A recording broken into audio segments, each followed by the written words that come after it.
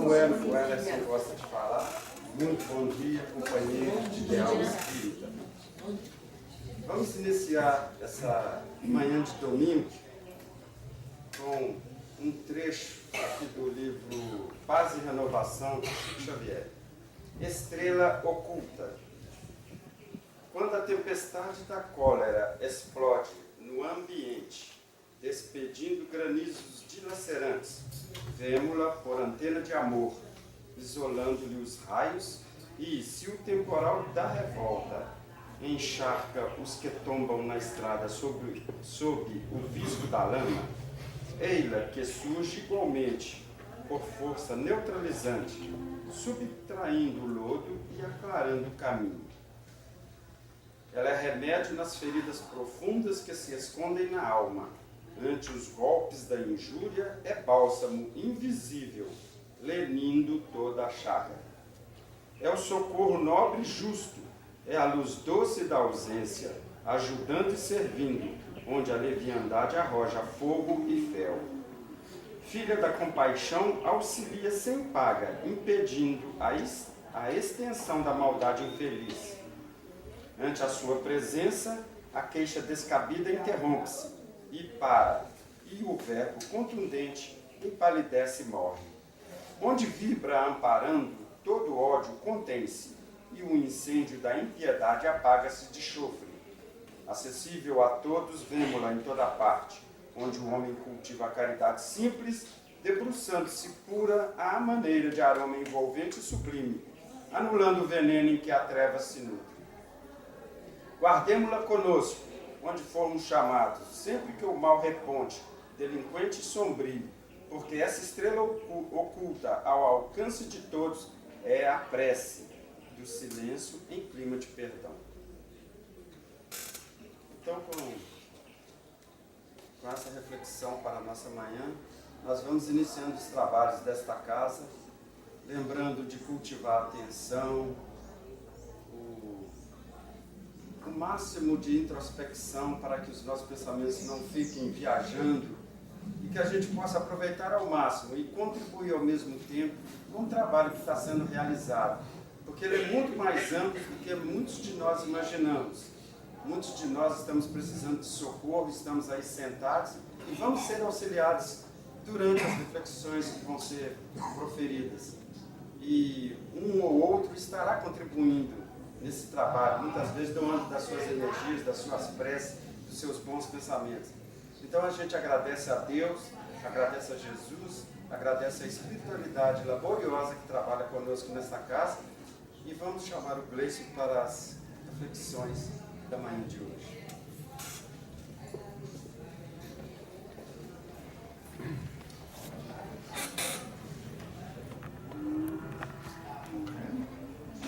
Bom dia a todos, que Jesus nos abençoe, nos ilumine e que nos dê condição de compreender com a maior profundidade possível ao nosso alcance os conselhos que Ele tem a nos dar.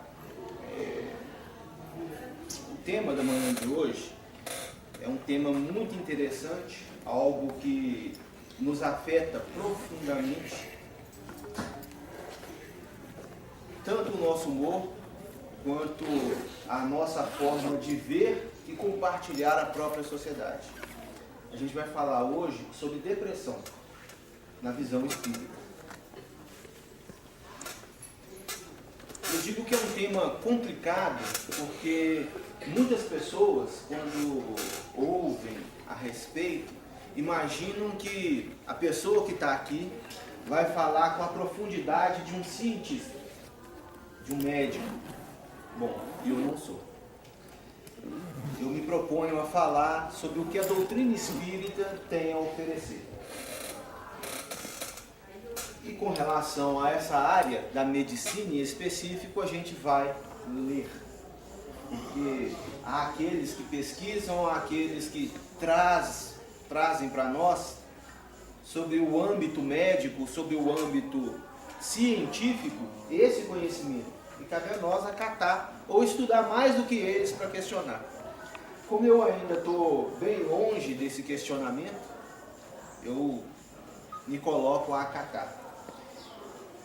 E aí a gente já coloca logo como primeira informação, aquele que estiver passando por esse processo, que estiver na dúvida, eu acho que estou passando por esse processo, busque o médico. Essa é a primeira coisa que você deve fazer. E aí sim, depois de aconselhado pela medicina terrena, busque a terapia espírita.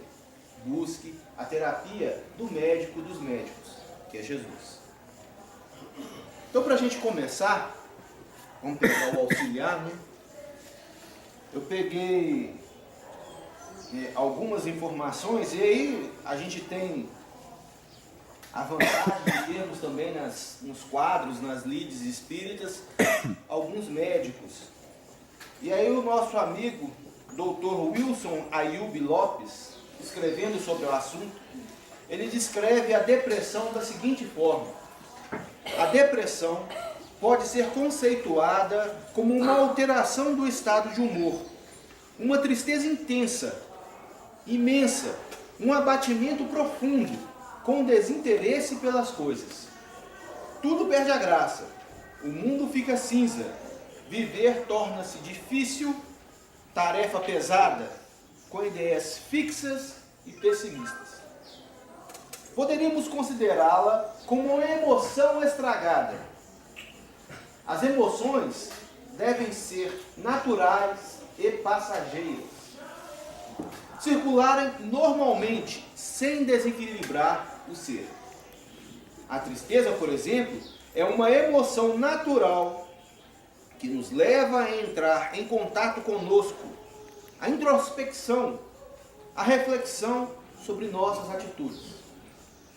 Agora, uma vez estagnada, prolongada, acompanhada de sentimento de culpa, nos leva à depressão. Aí a gente tem a conceituação da medicina. Não é problema, não é infortúnio, não é algo anormal estarmos tristes. Todo mundo fica triste. Ficamos tristes quando na prova para o vestibular a gente não conseguiu passar. Nos esforçamos tanto, não demos conta, ficamos tristes, ficamos abatidos. Ficamos tristes, ficamos abatidos quando brigamos com nossos filhos, nossas esposas, nossos maridos. Ficamos tristes, é algo natural. A gente fica triste quando vê uma cena deplorável na condição da humanidade. Sim, ficamos tristes. A grande diferença da depressão para esse tipo de tristeza é a intensidade e o tempo. Um tempo mais prolongado.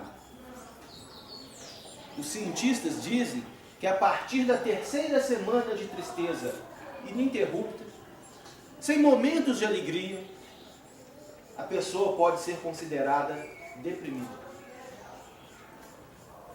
Mas isso é algo que nós temos que avaliar com uma profundidade maior. Por que eu digo isso? Porque há situações em que nós demoramos um pouco mais, temos uma dificuldade maior para metabolizar de forma mental, se é que eu posso me expressar assim, para trabalhar aquela situação. Por exemplo, eu tive um namoro que durou 8 anos de minha vida. E aí, por questões que o mundo coloca, um foi para um lado, outro foi por outro. É evidente que eu não vou trabalhar isso da noite para o dia. Eu vou levar ainda, para resolver esse problema, comigo mesmo, algum tempo. Alguns conseguem trabalhar isso de forma muito rápida. Outros levam um tempo maior. 3, 4, um mês, 2. De forma que a gente pode dizer que essa tristeza, nessa condição, na condição de um falecimento de alguém que lhe era muito próximo, de uma companhia muito próxima, você leva um tempo para se readaptar. E aí vai se confundir muito com a própria tristeza. Essa forma de compreender, essa forma de entender a própria vida, novamente. Então a gente, quando percebe essa situação, a gente, quando se encontra com esse tipo de entendimento, nós temos que sim procurar a ajuda do médico. Seja ele o clínico geral, é um que pode nos dar alguns conselhos e identificar pelo menos alguns vestígios se estamos realmente deprimidos. Mas o médico ideal é o psicanalista, o psicólogo, o psiquiatra. Ninguém doido não, viu gente? Procurar o psiquiatra não é sinal de loucura, é sinal de sanidade. Algo não vai bem comigo e eu necessito de auxílio médico. Não é assim que a gente faz? Quando a gente não está bem, meu pé dói, eu busco um médico. Se minha cabeça, se eu não consigo trabalhar bem as situações que acontecem ao meu redor, eu devo buscar o auxílio desse médico, desse profissional que trabalha com a interface nossa com o mundo. Ele nos auxilia a compreender onde nós estamos estagnados, onde nós não conseguimos trabalhar bem a questão, a fim de que nós possamos dar um passo à frente, deixar para trás, vivenciar de uma forma diferente, enxergar uma outra ótica. Bom, isso é o que o mundo nos diz. Mas o que a doutrina espírita nos diz? A doutrina espírita nos diz que a depressão é uma doença do espírito. É o espírito que se encontra triste. É o espírito que se encontra em uma situação que ele mesmo não consegue admitir. Vamos olhar a definição que nosso amigo Kardec trouxe lá atrás no livro Evangelho segundo o Espiritismo. Está no capítulo 5.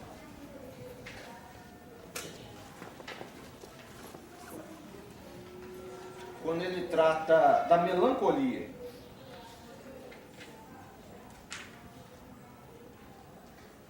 Deixei separado, só que eu deixei separado do que eu estava lendo antes.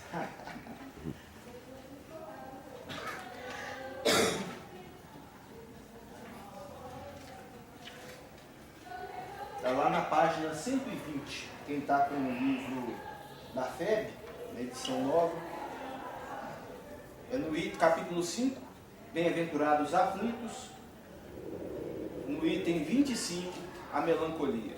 Agora olha para você ver como se parece muito com a definição que os médicos dão para a depressão. Isso é do espírito de Genoveve, foi uma Françoise de Genoveve, foi uma psicografia feita em Bordeaux. Sabeis que, às vezes, uma vaga tristeza se apodera de vossos corações e vos leva a considerar amarga a vida. É que vosso espírito, aspirando à felicidade e à liberdade, se esgota, jungido ao corpo que lhe serve de prisão.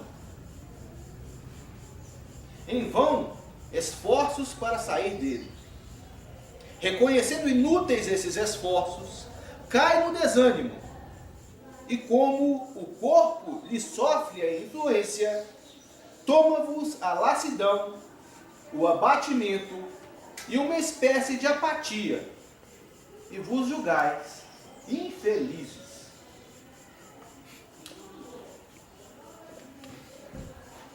Vocês lembram da descrição que foi feita lá?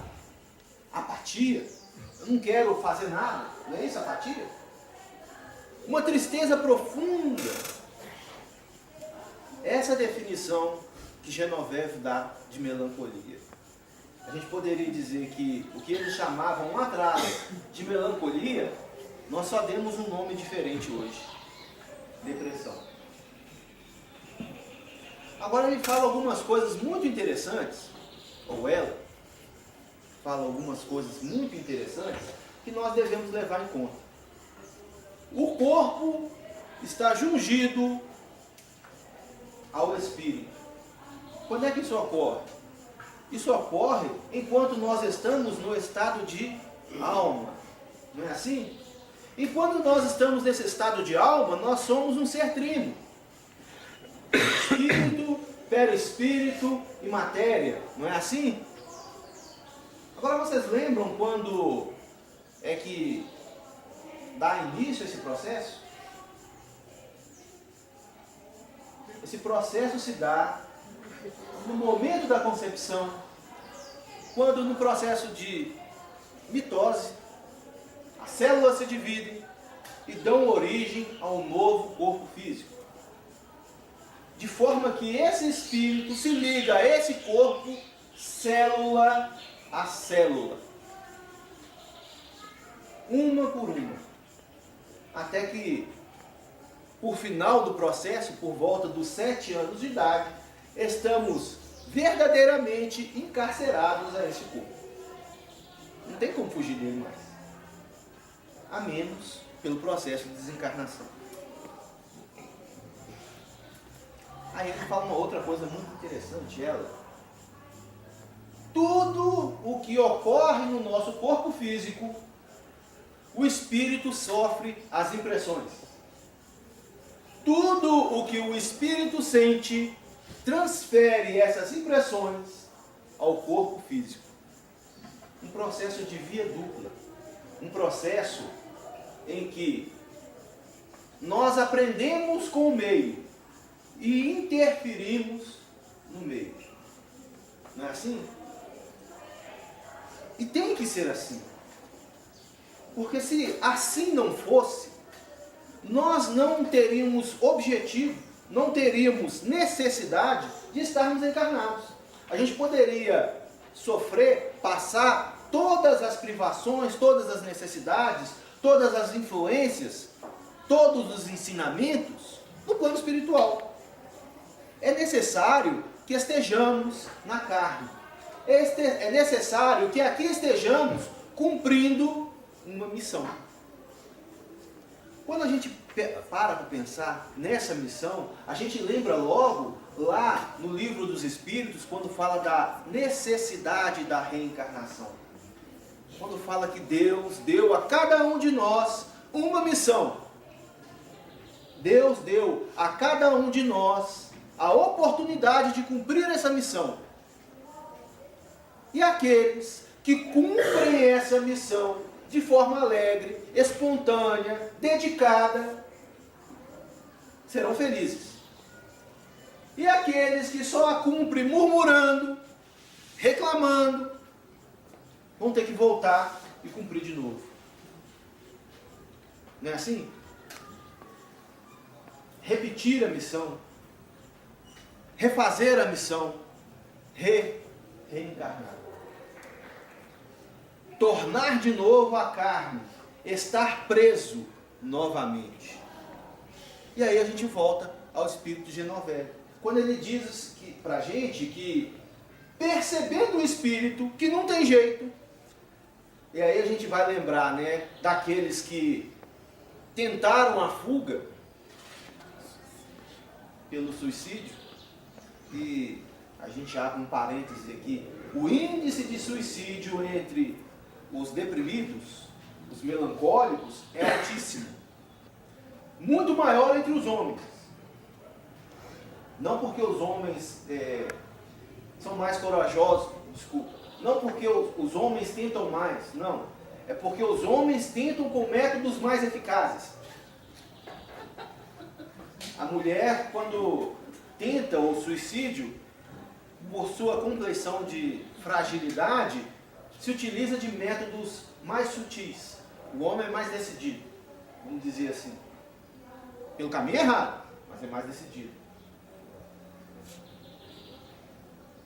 Quando o espírito percebe essa situação, quando ele percebe que não vai ter jeito mais, que mesmo que eu volte para o plano espiritual, eu torno voltar à carne, preso de novo, com situações muitas das vezes muito pior do que a que ele tinha antigamente, em outras encarnações, ele entra nesse estado de melancolia. Tudo que eu faço não dá certo. Tudo que eu quero eu não consigo. Tudo que eu encontro é dor e sofrimento. Tudo o que eu encontro é agonia, a minha própria situação. E aí, em vez dele reconhecer as suas dificuldades, reconhecer que ele está assim, nessa situação, porque ele age mal, ele prefere parar. Eu vou colocar aqui uma expressão, e se vocês acharem ofensiva, me desculpem, tá? Mas é a que parece, é como aquele burro que estanca em um lugar e não quer sair. Como o irracional que não quer sair. Mas o processo é bem interessante quando a gente para pensar em irracionalidade, porque uma das coisas da razão é que nós conseguimos observar todos os fatos que acontecem ao nosso redor por vários ângulos. E aquele que está deprimido só olha por um. Seu único lado, sua única sensação, seu único sentido. É o egoísmo.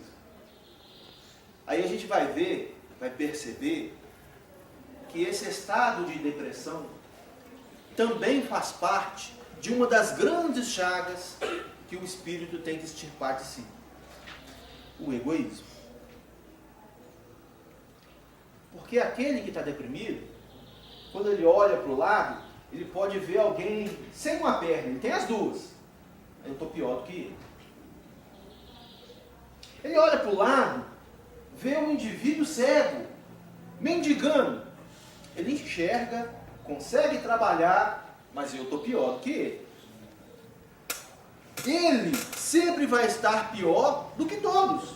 Porque o importante não é o que os outros sentem, mas o que eu sinto. E esse fenômeno de interação social também é para nos ensinar que o outro também sente dor. E que muitas vezes a dor do outro é maior do que a minha. E aqui eu vou dar uma pitada, da terapêutica para depressão. Porque você não vai encontrar ninguém que trabalhe em favor do próximo deprimido. Você não encontra. Sabe por quê? Porque ele não tem tempo para pensar em si próprio. Ele está sempre pensando no outro. Ele está sempre pensando no que fazer para que o outro esteja feliz.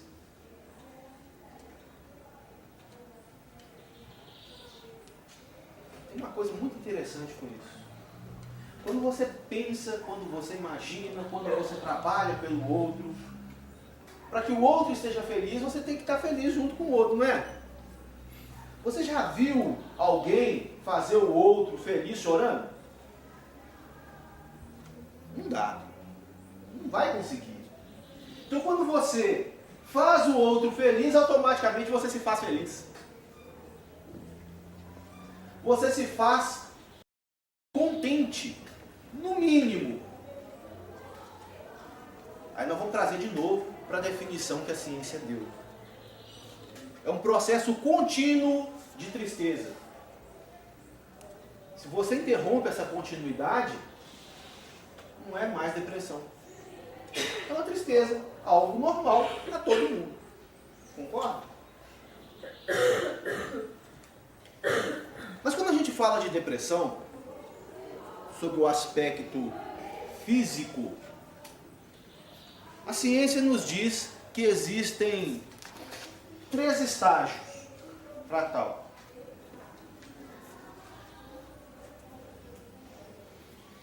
Ela poderia ser uma depressão reativa. O que eles chamam de depressão reativa? Ou neurose depressiva. Essa depende de um fator externo desencadeante. Geralmente perdas ou frustrações, tais como separação, perda de um ente querido. Vou fazer uma pergunta para vocês. Eu gostaria que vocês respondessem a vocês mesmos intimamente. O que te faz feliz? Qual é o fator de sua felicidade? É muito interessante quando a gente para pensar nesse tipo de coisa, porque fala de nossos valores, fala daquilo que nós acreditamos. Eu acredito, tenho dificuldade de vivenciar, como todos nós. Porque o valor que eu entendo como de felicidade é não depositar ela, não colocar ela nas mãos de coisas que o ladrão possa roubar ou que a traça possa roer. Então, se você está depositando a sua felicidade no seu pai, a minha felicidade é ter meu pai do lado. Muito bom, lindo, maravilhoso. Mas, infelizmente, pelas regras da natureza, mais cedo ou mais tarde você vai ficar sem ele. Pelo menos momentaneamente. Você não vai ter essa convivência tão próxima com ele. Vocês vão se separar. E aí, se você não souber trabalhar isso, a tendência de que você fique deprimido é muito grande. Se você deposita a sua felicidade no carro do ano que você tem, se o ladrão vier e roubar, você está pego. Está enrolado. Ou então o vizinho compra um carro mais novo que o seu, né, e você vai estar sempre correndo atrás, desesperado, para poder ter um carro melhor do que o vizinho. Trabalha demais porque as contas vão ter sempre muito altas. Nós não damos conta de ficar comprando carro no ano, esses lindos, maravilhosos que existem por aí, de 750 mil reais, 1 milhão de reais, igual o juiz andou rodando com ele para lá e para cá. Não é padrão nosso. Tadinho. Mas, se nós nos apegarmos a valores maiores de moralidade, se nosso padrão de felicidade for, por exemplo, ver o outro feliz, como é o padrão de Jesus, e aí a gente entende por que ele veio para servir e não ser servido, porque ele se conduía com alguém quando via alguém sofrendo, ia lá fazer o máximo possível para que aquela pessoa também perdesse aquele sofrimento. E aí a gente pode entender que perder o sofrimento, muitas das vezes, é passar por ele para compreender certas coisas que só o sofrimento pode trazer. A gente vai ver que nós ainda temos muito a aprender. Nós temos muito ainda que deixar de lado. Eu lembro de uma história que eu ouvi Zé Carlos contando, de um filósofo, não me lembro bem o nome dele, que num determinado momento da vida falou, olha, eu vou viver com o mínimo possível. E aí tinha uma peça de roupa. Não tinha casa, não tinha utensílios, a não ser uma pequena caneca. E aí ele chegava na beirada do rio, da fonte, enfiava a caneca de madeira, mais simples possível, tomava água, pendurava a caneca na cintura e saía. Aí um belo dia ele chegou na fonte para tomar água e viu o menino fazendo uma cumbuquinha com a mão para tomar água. Ele olha para a caneca, eu não preciso nem da caneca. Deu a caneca para o menino. Assim deveríamos ser nós. doando de nós ao próximo tudo aquilo que pudéssemos doar. Eu não estou falando aqui da minha casa, da meu carro. Tempo.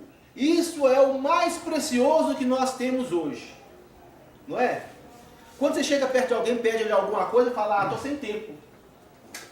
Tempo virou moeda de valor hoje em dia.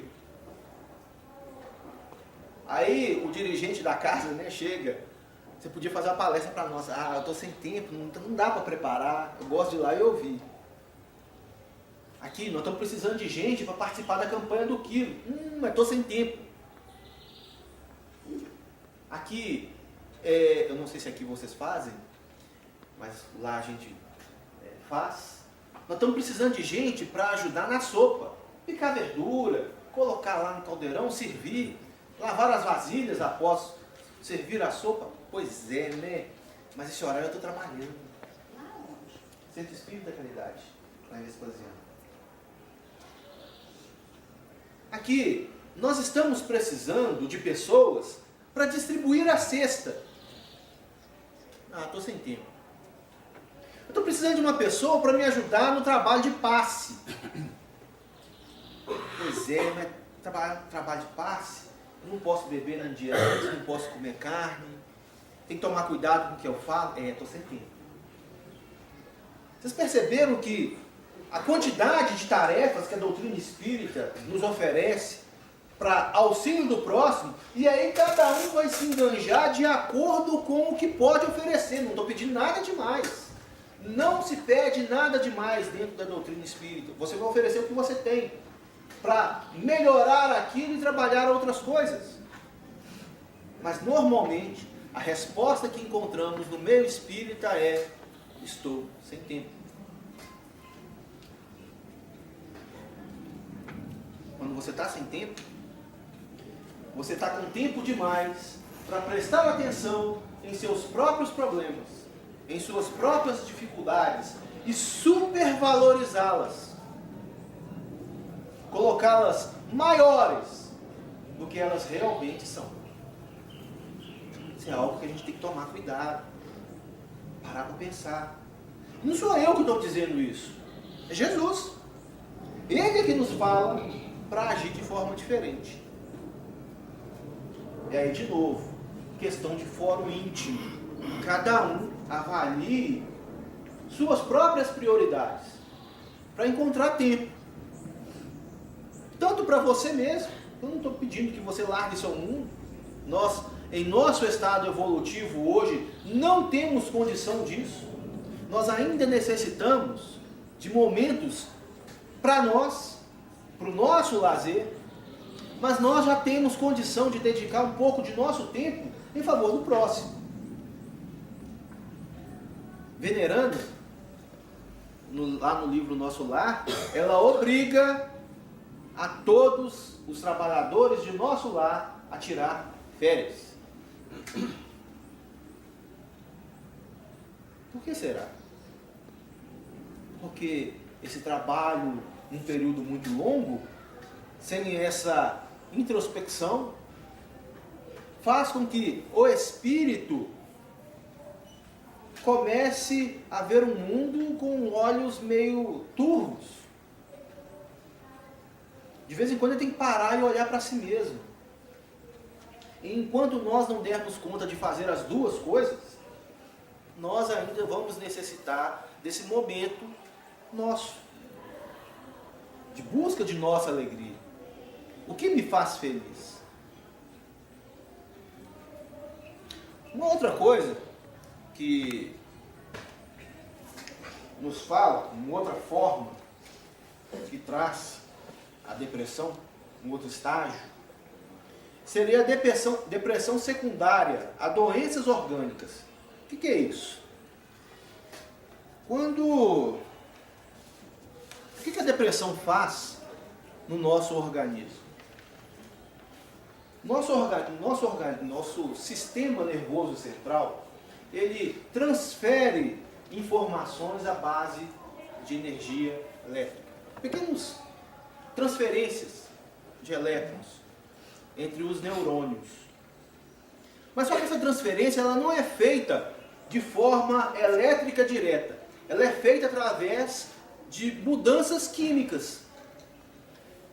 Para que essas mudanças químicas ocorram, alguns neurotransmissores, algumas informações químicas, elas têm que circular entre os neurônios. Bom, existem cerca aí de 90 e alguma coisa neurotransmissores. Para fim de informação, nós conseguimos manipular por volta de 7, 8, se muito. E alguns deles, a gente tem informação precisa de para que serve. Bom, entre os que a gente tem informação precisa do para que serve, a gente tem a noradrenalina, que é um neurotransmissor liberado pelos nossos neurônios, que mais influencia o nosso humor, felicidade, prazer, entusiasmo, autoconfiança e o estado de alerta.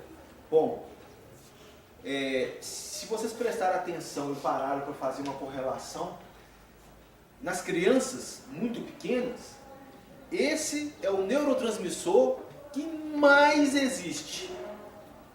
Quando nós estamos no processo de formação, que termina por volta dos 7 anos, nós ainda estamos aprendendo a metabolizar, o organismo físico está aprendendo a metabolizar, a criar uma série de substâncias. Por isso é que o processo demora um certo tempo. Nosso cérebro é um dos últimos órgãos a se formar plenamente. E aí, entre eles, a gente tem esse neurotransmissor, a noradrenalina, que influencia isso.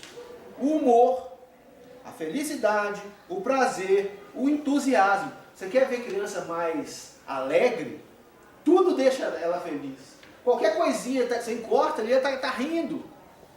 Está sempre de bom humor, está sempre pronta para brincar, para correr, para se relacionar com o outro.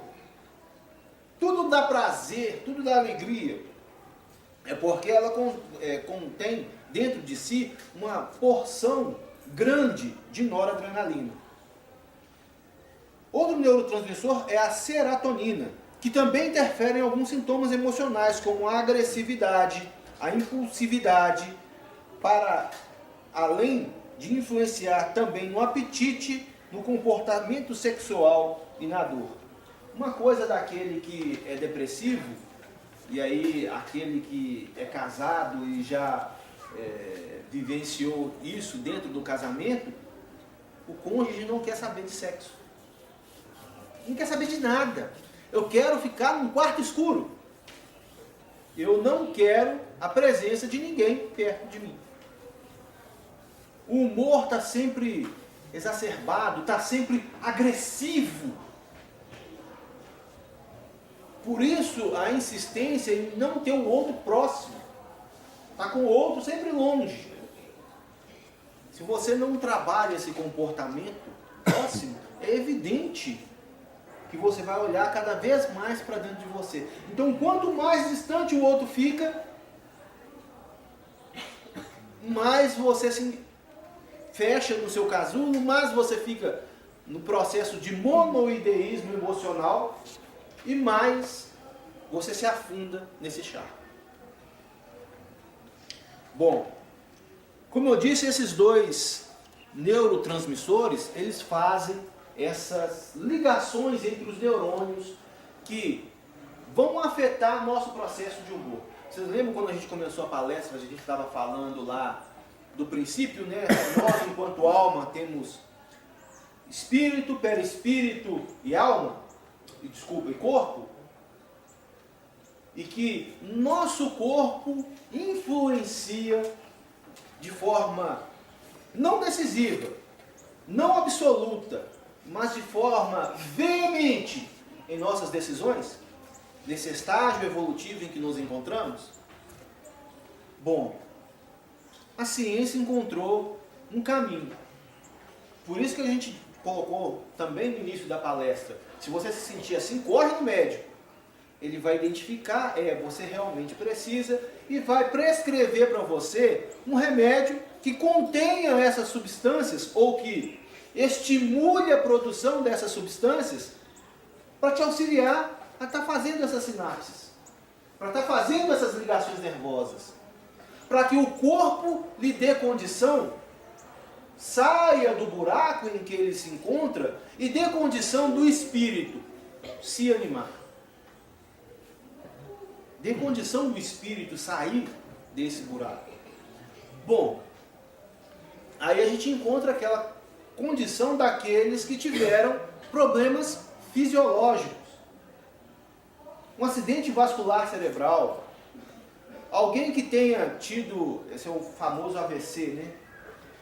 Alguém que tenha tido uma batida, um acidente que chocou a cabeça, pode ocorrer aí, nessas circunstâncias, alguns problemas de sinapses nervosas, de ligações nervosas.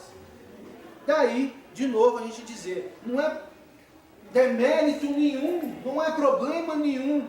Aí, nesse caso, é uma missão que foi concedida a você, a esse espírito, nesse processo encarnatório, de buscar o médico e suplantar o próprio corpo. Suplantar as dificuldades físicas. A gente vê muita gente de óculos, né? Inclusive eu. Não é uma dificuldade física? Por que tem tanta gente aí que enxerga tão bem, muito melhor do que eu, e eu tenho que andar de óculos? Não é algo que karmicamente eu tenho que trabalhar? Não é algo que, uma dificuldade que me é imposta a fim de que eu aprenda com ela? Não tem tanta gente aí que anda de cadeira de roda, mas ele deixa de viver por causa disso? Não. É uma dificuldade que foi imposta no processo encarnatório dele, a fim de que ele aprenda com isso. Então essa necessidade de viver, e aí uma outra coisa que acontece, né? Permanentemente após aquele momento, com o uso dos remédios, porque o organismo não produz mais, ele vai ter que viver tomando o remédio a fim de que se mantenha estável. A quantidade aí o médico vai prescrever, alguns mais, outros menos. Permanentemente. É um uso contínuo. Para que ele aprenda alguma coisa com aquela situação. Ou que ele se veja livre de outras. Vamos dar um exemplo muito bom. Esses remédios normalmente são remédios de tarja preta. Remédio de tarja preta e álcool funciona junto? Não. A espiritualidade te ajudando aí a você não beber mais. É só um exemplo das várias e várias situações que podem estar embutidas dentro desse bojo. E muitas das vezes a gente não se dá conta, a gente só vê o problema meu, né? Mas não vê as possibilidades, os auxílios que isso pode estar trazendo para mim. E finalmente, o tempo voa. A depressão endógena, por deficiência de neurotransmissores, como a depressão do velho, a depressão familiar, a psicose maníaco-depressiva. E aí a gente vê, nessa situação, um processo, não que veio de forma externa, mas sai de dentro para fora. É algo que acontece comigo, e aí, nessa circunstância, veementemente programado no plano espiritual, para que eu aprenda com ela, para que eu passe por esse processo, dando auxílio a meu espírito, dando auxílio àqueles que se encontram ao meu redor, para dar um passo à frente na escala evolutiva, se eu souber trabalhar de forma positiva com isso. Porque tem gente que tem na família, né, um deprimido, ele não quer saber de nada, isso aí é preguiça. Ele não quer saber de nada, ele só quer saber de ficar à toa. quer comer o dinheiro de mãe, e por aí vai.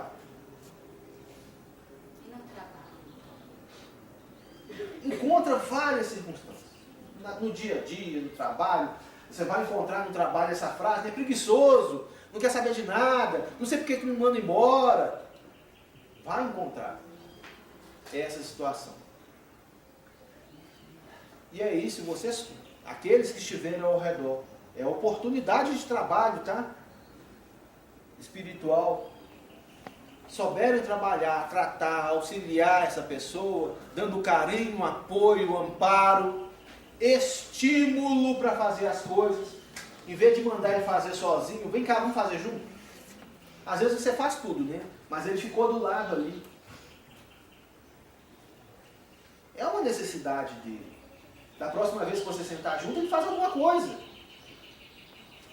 Ele está tomando os remédios e você está auxiliando ele a sair desse buraco. O espírito a se animar de novo.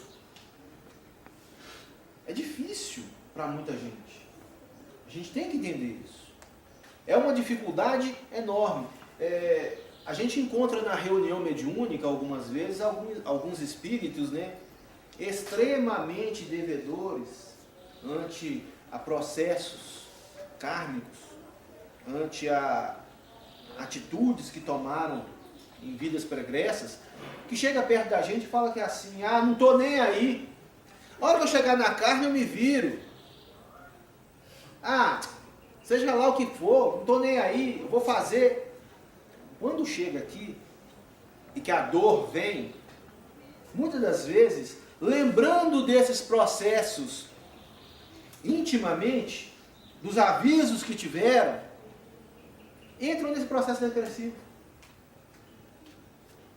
Entra nesse processo de eu sou culpado, eu não tenho mais o que fazer, o jeito é suportar, eu vou ficar aqui, azar. E aí necessita, para sair desse buraco, para sair dessa dificuldade, de apoio, de amparo, que nós temos que dar. Porque essa é a função do cristão: auxiliar uns aos outros. Não é assim? Fazer ao próximo aquilo que gostaria que fizesse a ti mesmo. Se eu estivesse no lugar dele, eu gostaria que alguém me ajudasse, não é? Então o que eu tenho que fazer? Ajudar. Só que quem está nesse processo, muitas das vezes, 99% das vezes, ele encontra um obstáculo enorme. Não um obstáculo físico, porque dos físicos nós já falamos muito, né? Um obstáculo espiritual. Aquele que se encontra nesse processo de depressão, sempre encontra, porque nós temos aí uma nuvem de testemunhas, espíritos ao seu redor que quer ver você sofrer. Quer te fazer sofrer. E se não for você o alvo principal, alguém da família. Porque não tem jeito de todo mundo na família estar bem com alguém depressivo dentro de casa. Na eminência, nas vias de cometer um suicídio. Não tem como. E aí a gente vai entrar naquele processo, né, de terapêutica. O que a doutrina espírita tem a oferecer para que nós nos tratemos, a fim de que, se estejamos num processo depressivo, saiamos dele, ou se estejamos na linha tênue entre a sanidade e a doença, permaneçamos sãos. A primeira forma de auxiliar é a forma fluídica. E quando eu falo forma fluídica, a gente tem passe, água fluidificada, culto do evangelho no lar e ação no bem. Por que eu digo isso? Porque você vai, dessa forma, se desvincular fluidicamente desse espírito. Desses espíritos que querem que você sofra, que querem que você esteja mal, que querem que sua família esteja mal. Isso vai se dar da noite para o dia? Não.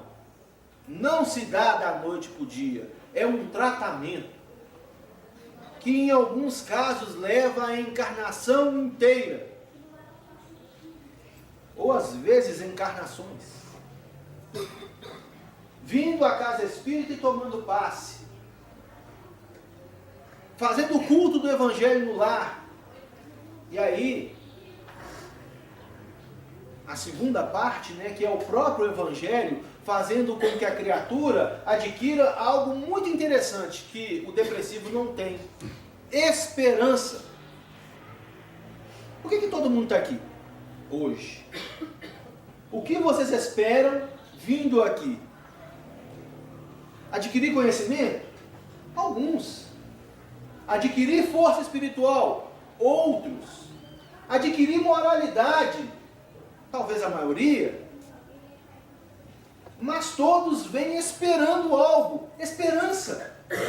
Esperança de dias melhores. Esperança de situações melhores, mais reconfortantes para a nossa vida. E a vida daqueles que nos cercam. A gente vem aqui achando que vai pegar isso agora, chegou, viu uma palestra, o pobre coitado do Gleison falando, e vai sair daqui levando para casa já de uma vez. Não. É um processo. Houve o Gleison, houve o Gilberto, houve a Rose, houve N palestrantes, e capta pequenas informações de cada um deles. Capta a mensagem subliminar do Cristo em cada um de nós. E se coloca, e aí sim, o que faz modificar a cada um de nós, no trabalho. No trabalho em favor do próximo. No trabalho dentro de nós mesmos, modificando nossos valores. Para que quando nós cheguemos e sejamos convidados a dar o passe, estejamos felizes. Lembraram de mim. Porque eu vou perceber que é a oportunidade de mudar as minhas atitudes. Parar de beber. Parar com várias e várias maledicências que muitas das vezes a gente comete intuitivamente. A gente comete desadvertidamente. Começar a se policiar, se disciplinar com relação ao que come, quando come, por que come. Começar a pensar muito mais no próximo do que em você mesmo. E virar o canal, né? Zé Carlos fala um negócio muito interessante quando ele fala do passe. Zé Carlos, um dos dirigentes lá da casa onde eu frequento. Do processo da mangueira. O cara, quando ele está lá para aplicar o passe, é como se da caixa divina, do manancial divino de fluidos, nós fôssemos a mangueira. E algo impressionante acontece com isso, né? Quando a gente tira essa água lá de dentro, esse fluido lá de dentro, e ela passa por dentro da mangueira para chegar nos corações, nas necessidades de cada um, daquele que senta ali, o primeiro beneficiado foi a mangueira. Porque esse fluido passou todo pela mangueira. É assim conosco. Esse fluido, esse manancial divino, esse amor que Deus nos cede de forma incomensurável. Porque se estamos aqui, estamos pelo amor de Deus. Se transfere a cada um segundo suas necessidades. E segundo aquilo que ele está disposto a receber. Segundo aquilo que ele está disposto a doar de si mesmo. Então, quando a gente fala de depressão, a gente fala de duas polaridades. Daquele que se fecha e não quer mais saber desse amor, e daqueles que querem auxiliá-lo, querem se doar doar o que vem do alto em favor dele. Que imaginemos bem em qual posição nos situamos e trabalhemos de forma veemente em nossos corações e em nossa vida, para que possamos doar amor e sejamos como a passagem que está lá em Atos, né? Uma das mais lindas que a gente contém no Evangelho.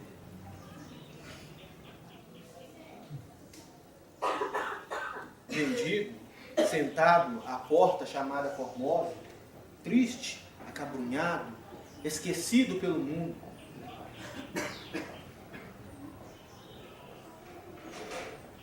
Estende a mão à passagem de Pedro, pedindo algo a fim de que ele possa pelo menos comer. E Paulo diz, em cima do Evangelho, em cima do amor do Cristo: não tenho ouro nem prata, mas o que eu tenho te dou. Em nome de Jesus Cristo Nazareno, levanta e anda. E tomando-o pela mão, caminhou junto com ele. Se não temos ouro nem prata, que demos pequena porção do Cristo que existe dentro do nosso coração. Obrigado.